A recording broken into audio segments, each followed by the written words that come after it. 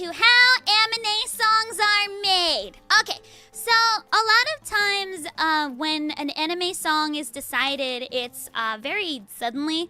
And so many times the label will be like, yo, artist, you're doing this anime song. And you're like, oh, yeah, when? And they're like, yeah, it needs to be due now.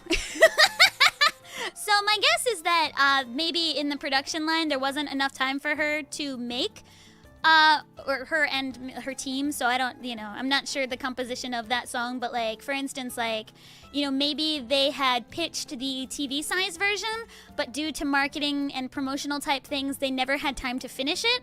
Because generally what happens is the anime is decided way before you would ever sell the single. So you make a TV size, it gets approved, you record it, and then if you didn't manage to finish it in like the 2 weeks between approval and recording, you don't get to record the whole song, so you would have to go back and record another version of the song for the release. So for instance, if we take Gurenge, you may have noticed that Gurenge has different lyrics for the TV version because the song was very likely unfinished. So in my own experience as well, I have recorded the TV version and then the CD version was separate.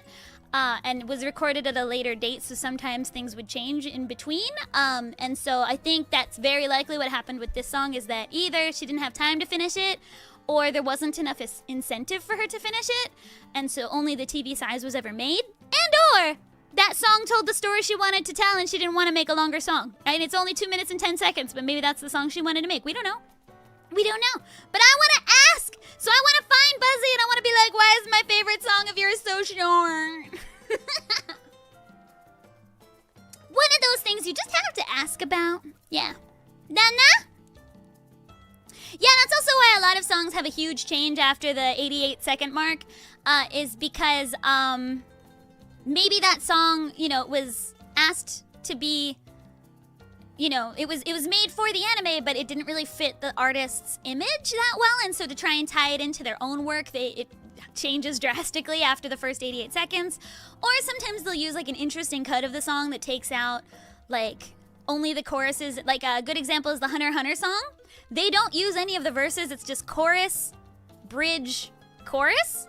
So they don't use any of the verses. The Ohayo te ite mata yume o misete song is not indeed any verse. So that's also another thing that they sometimes do. So honestly, it's the anime production side that decides what cut of the song to use. So my guess is that they got the whole rough sample and they were like, we don't need this part or that part, we just want this, so can you make a version of just this? So like, again, in my own experience, we had only made a demo size of the song, and then we recorded that size, and then we recorded the rest of it later, because we had not finished the song.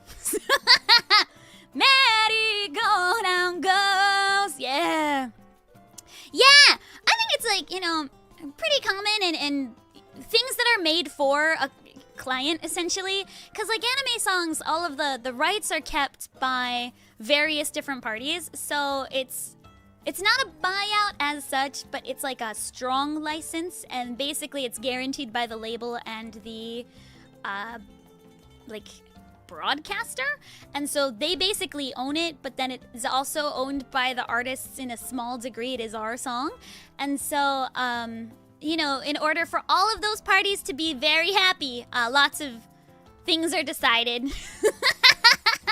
But it also means that, sometimes you'll get very bright lyrics in the first half and then it gets dark in the second half. This happens a lot with like Rocky types where you're like, things are going great. Oh, no, they're not. And that's just because it didn't fit with their normal music, but nobody's going to say like no to a tie-up generally because it's really good promotion. So yeah.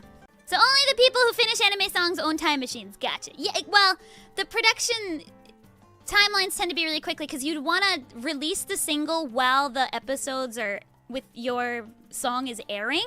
So if you've got an opening song, you've generally got 12 to 24 episodes, so you're fine. But if you've got an ending song, it's like 12 episodes max. But like then there's sometimes things like, they'll only use your song once or something like that. And so you would want to have it out at the same time, but like, making a CD, because a single isn't just the one song. There's an A side and a B side, and sometimes like a third song on the track. and then you have to press physical copies, and then you have to like do promotional tours for it. So like there's a lot of like stuff that goes into it. So if you don't like have time to do it and have it, because like these things are only decided like 2.5 months in advance, so you're like and so like you have to like announce it, you have to do this, you have to do that, you have to go like, you know, get all of the radio stations to agree to play it. Like it's a lot, so sometimes you just don't make it. Sometimes you don't make it. All right, now you know.